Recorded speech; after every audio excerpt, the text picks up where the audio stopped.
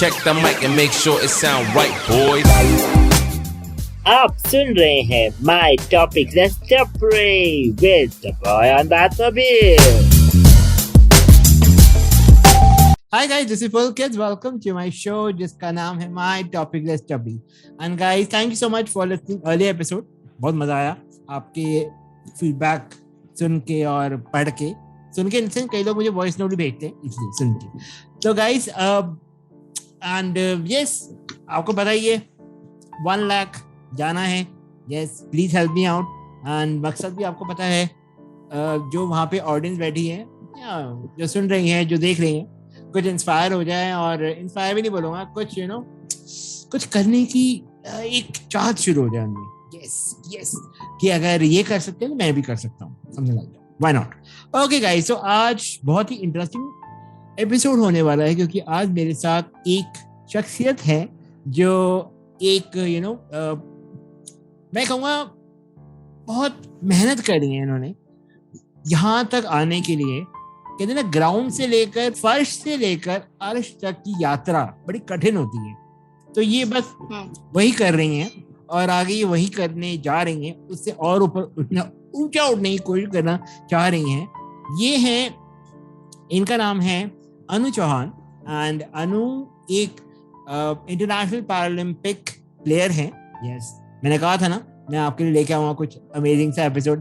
तो आज हम अनु की इन्फ्लुएंसर लाइफ के बारे में बात करेंगे. अनु वैसे इन्फ्लुएंसर नहीं कहूँगा. इन्फ्लुएंसर के मतलब बहुत वाइड है मेरे लिए क्योंकि अनु इन्फ्लुएंसर इसलिए भी है क्योंकि वो अपने काम से लोगों को इन्फ्लुएंस कर रही है जहां तक मुझे लगता है.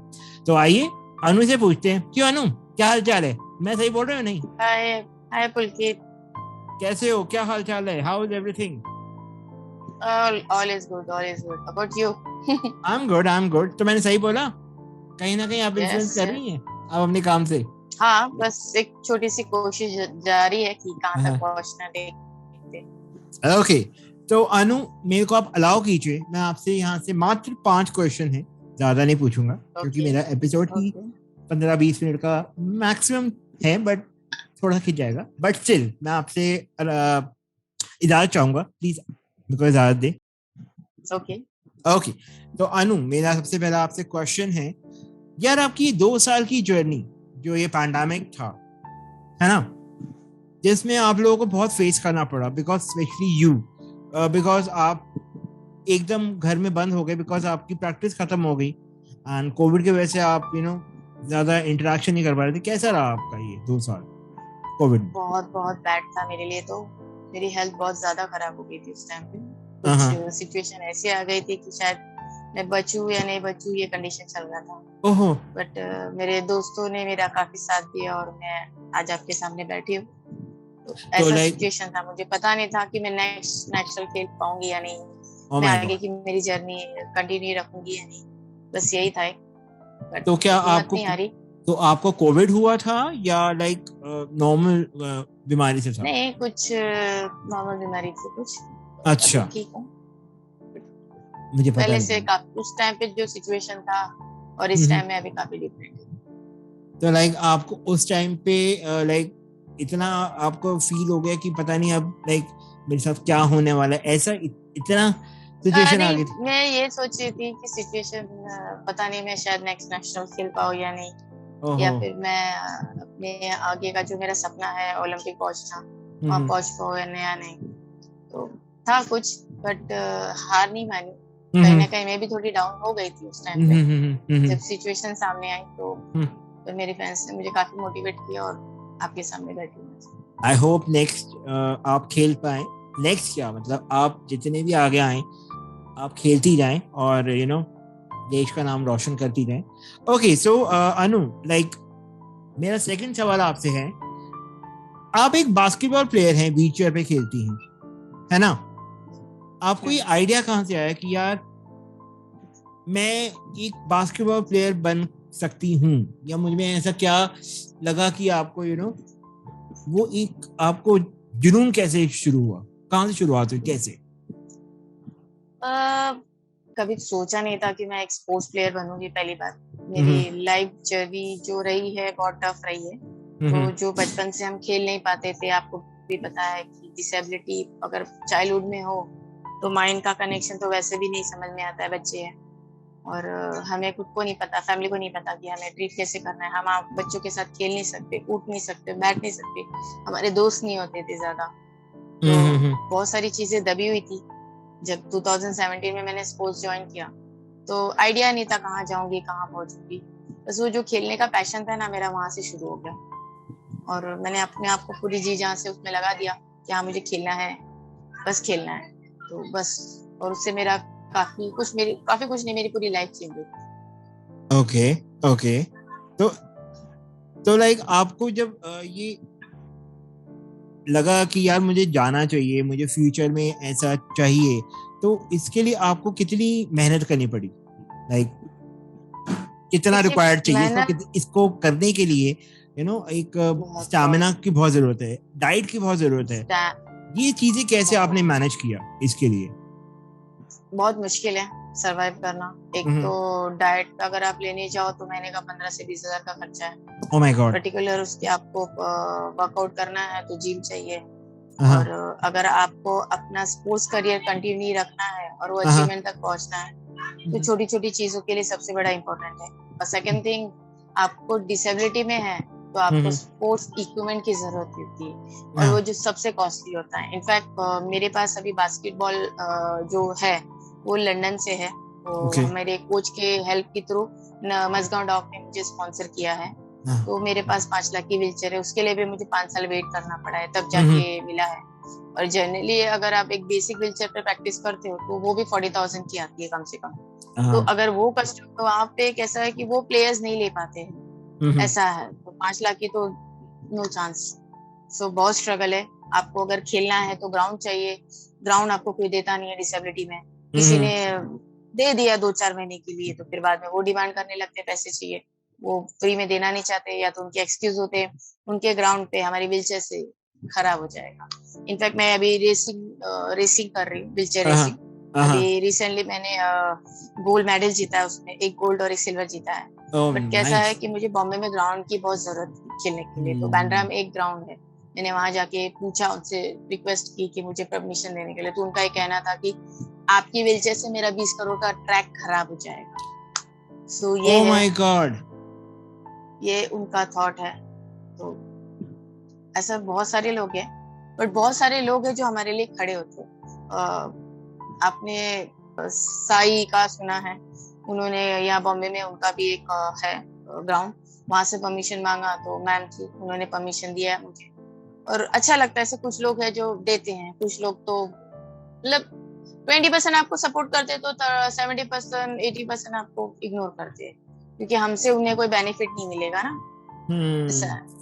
बट लॉन्ग रन में ये नहीं सोचते हैं कि वो क्या मतलब वो चीज उनको बेनिफिट कर जाए या देश को बेनिफिट कर जाए। कोई नहीं सोचता, उनको हमारे अचीवमेंट से कोई नहीं, बस थोड़े टाइम के लिए कुछ मिलते हैं, अचीव करते हैं तो वाह करेंगे, इवेंट पे बुलाएंगे, फेलिसिटेट करेंगे, बस उतना ही। एक ट्रॉफी देंगे, बोलते ना एक बुके देंगे, दैट्स इट, नथिंग एल्स। आपको ज्यादा कोई अच्छा निकला तो एक 20-30 हजार का फंड दे देगा, दैट्स इट, उससे ज्यादा नहीं। पर ये नहीं सोचते कि डिसेबिलिटी में सर्वाइव करना sport it's not easy, it's too much hard.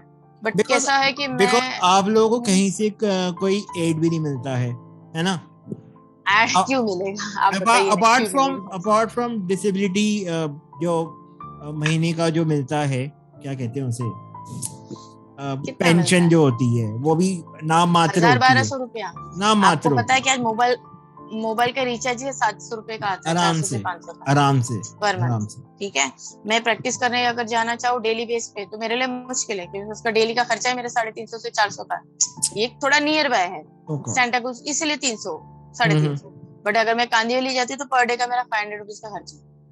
हाँ, क्योंकि उसमें आपका कन्वेंस भी ऐड हो जाता है, तो इस वजह से आप कन्वेंस है, आप बहुत सारी चीजें मैं आपको बोल रही हूँ ना। मेन है, अगर आप डेली रूटीन पे प्रैक्टिस करोगे तो आपका इम्प्रूवमेंट होगा। हफ्ते में एक दिन आके करोगे इससे कुछ नहीं होगा, जीरो ना के बराबर, बिल्कुल। बहुत सारे स्ट्रगल करने पड़ते हैं। तो मतलब अगर किसी को पैरालंपिक प्लेयर बनना है तो ये चीजें पैसे वाला हो। हाँ, ये चीजें माइंड में रखें कि that he or she should be financially Strong. कहूँ और फाइनेंशियली स्ट्रांग कहूँ, या उनकी फैमिली उनको सपोर्ट करे. फैमिली भी आपकी मेरे ख्याल से ज्यादा सपोर्ट नहीं कर पा रही होंगी इस चीज में. अब तो आप जानते हैं मिडिल क्लास फैमिली में हूँ, जी जी. फाइनेंशियली कितना सपोर्ट मिलेगा. मैं खुद से जितना मैनेज करती हूँ खुद ही करती हूँ मोस्ट ऑफ, तो ऐसा मुझे फैमिली पर डिपेंडेंट नहीं. बट हाँ, स्पोर्ट्स करियर आने के बाद उनका नजरिया चेंज हो गया देख के. वो भी बड़ा मुश्किल है. रिस्पेक्ट है सब, बहुत है, बहुत ज्यादा था पहले और अभी में. बट अभी पहले से काफी चेंज हो चुका है. being a female Paralympic player, ये चीजें प्रूफ करना उनकी नजरों में कि यार ये हम Paralympic player it's not me, but it's a qualifier for the Paralympic. Final में नहीं जा पाया. गए होते तो शायद आज कुछ कर सकते देश के लिए. सपना तो वही है, इसलिए व्हीलचेयर रेसिंग ज्वाइन किया है, क्योंकि बास्केटबॉल एक टीम गेम है, तो इजी नहीं होता है हम सबका एक साथ बॉन्डिंग बैठना, क्योंकि अलग अलग स्टेट के प्लेयर्स होते हैं. तो हमारा उतना कैंप भी नहीं होता है, हमारे उतनी प्रैक्टिस नहीं होती साथ में. इंटरनेशनल टूर्नामेंट्स के आपको 1 महीना पहले या 15 दिन पहले आपके साथ प्रैक्टिस करा देंगे, या ज्यादा 20 दिन. उसमें आप क्या अचीव करोगे इंटरनेशनल? ज्यादा नहीं होता. एक दूसरे को समझना ही इम्पोर्टेंट होता है. आप बॉन्डिंग बनाओगे तब आप उसके साथ खेलोगे, तब ये ना के बराबर होता है. हम खेलते हैं ऐसा नहीं, बट एक्चुअली जो पैशन चाहिए वो मुझे ऐसा लगता है कि एक दूसरे के साथ टाइम स्पेंड करने से ज्यादा होगा. और आपको कम से कम 6 महीना का ही प्रैक्टिस चाहिए. 6 मंथ तो होना चाहिए मिनिमम तो जाके. बट उतना अरेंजमेंट होता नहीं है, और फिर हम डायरेक्ट इंटरनेशनल में क्या करेंगे आप बताइए. मुश्किल है. इसलिए मैंने most of racing wheelchair join किया, ताकि मैं अपना मेरा जो सपना है मैं उस तरफ बढ़ूं, एक स्टेप आगे लूं. मैं मेहनत करते से हटती नहीं.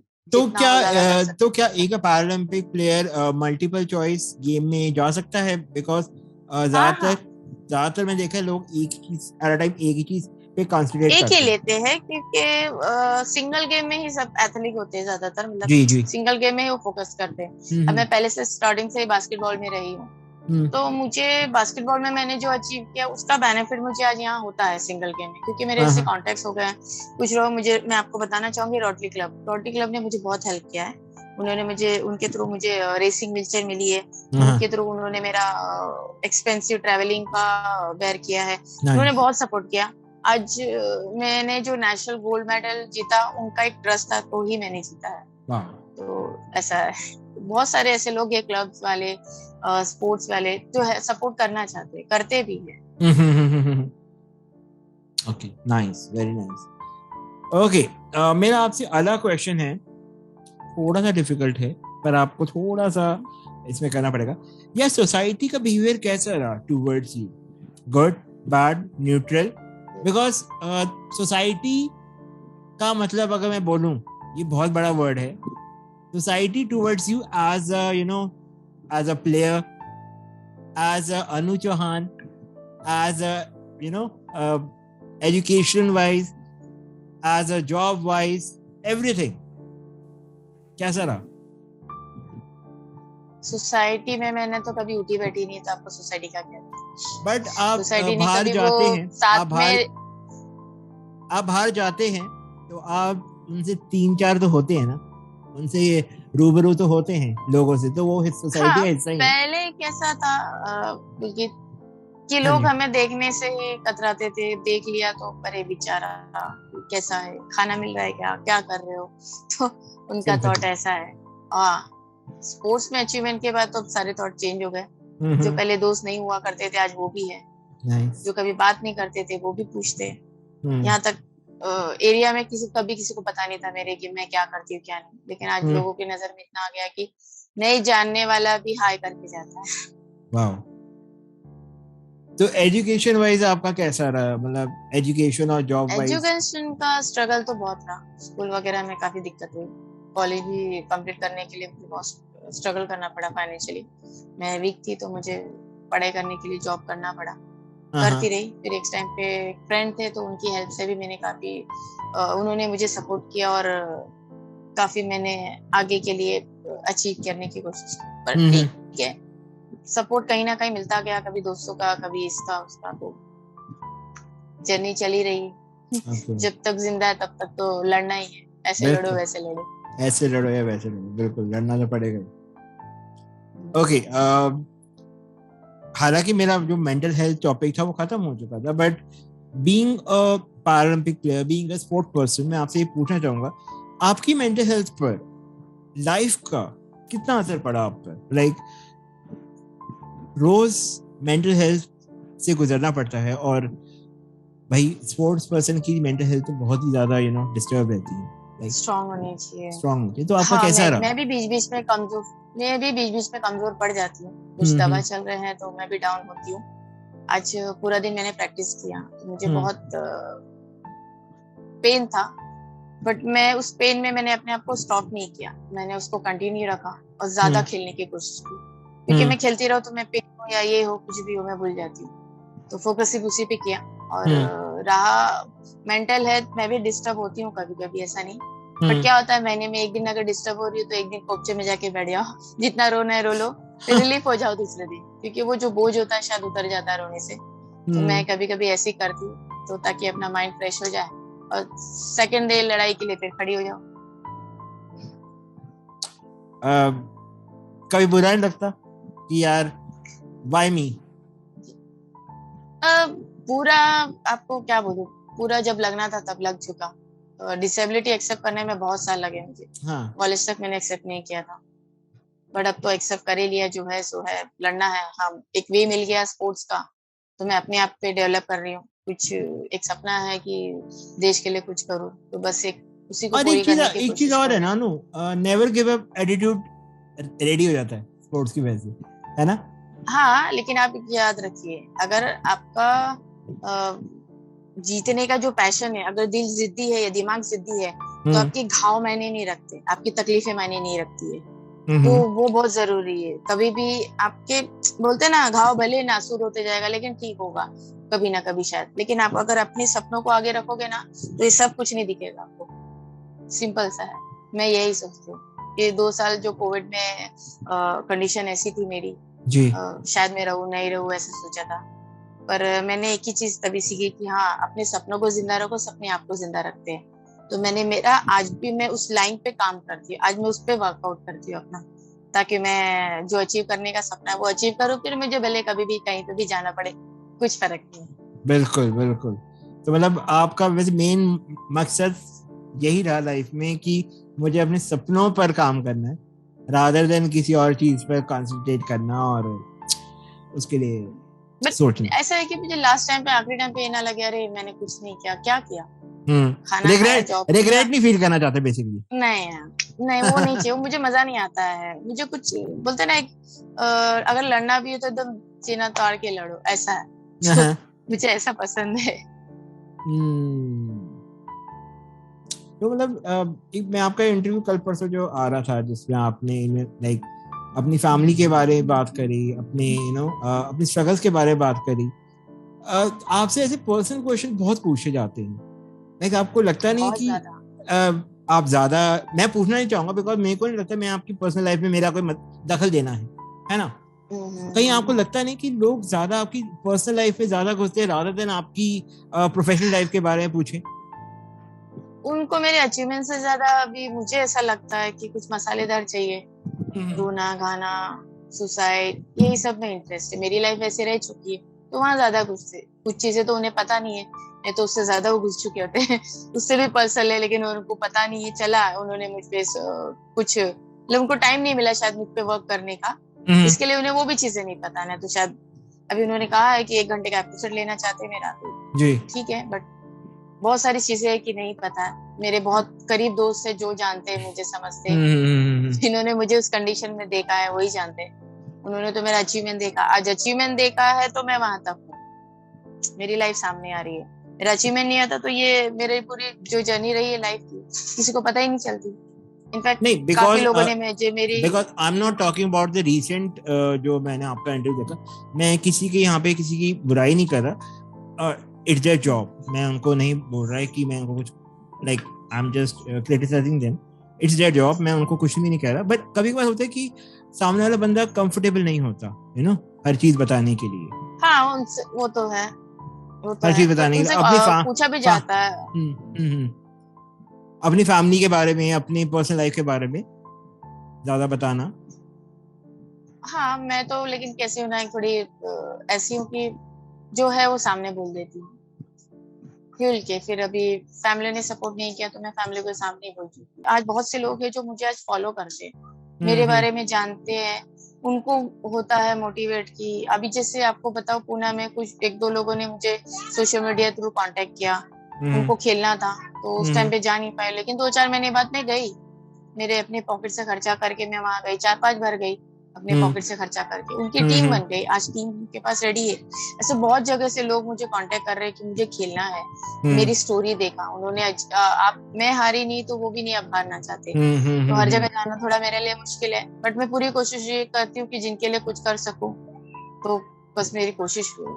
अब रहा पर्सनल प्रॉब्लम, पर्सनल ये अभी आप कितने दिन छुपा के रखोगे, कितने दिन, बिकॉज आप लोगों के लिए आज आप एक का काम तरह कर की रहा है। पब्लिक फिगर भी बन चुके हैं, है ना?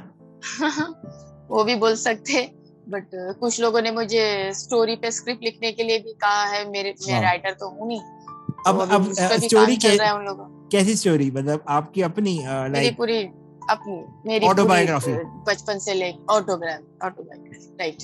तो उसको क्या वो एज अ मूवी चाहते हैं बनाना या नॉर्मल एक बुक की तरह? अब वो मुझे आइडिया नहीं है, उन्होंने मुझसे फिलहाल स्टोरी पे कुछ काम करना चाह रहे हो, अच्छा, तो देखते फ्यूचर में मूवी का तो मैंने कभी सोचा नहीं, मैंने वहां तक तो मैं सोचना तो दूर की बात है, बट देखते अभी उनके थॉट में क्या है क्या नहीं है, बट ठीक है जो है वो हो रहा है वो होने दो, क्योंकि लोगों को दिखना है, लोगों को देखना है, शायद कुछ लोग और सामने बाहर है, कुछ लोग और खेले, तो मुझे अच्छा लगेगा घर में बैठ के अपनी जिंदगी खत्म करने से अच्छा कुछ करने के बाद फिर चले जाए।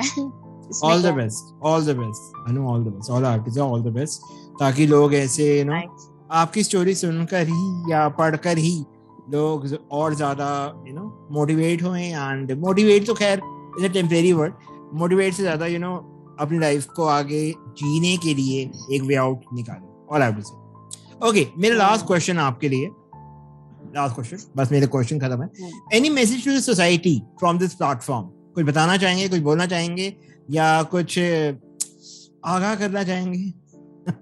मैं तो यही कहूंगी कि डिसेबल हो एबल हो जो भी हो, इक्वल समझे, रिस्पेक्ट सबको चाहिए, रिस्पेक्ट दोगे तो रिस्पेक्ट मिलेगी, सीधी सी बात है।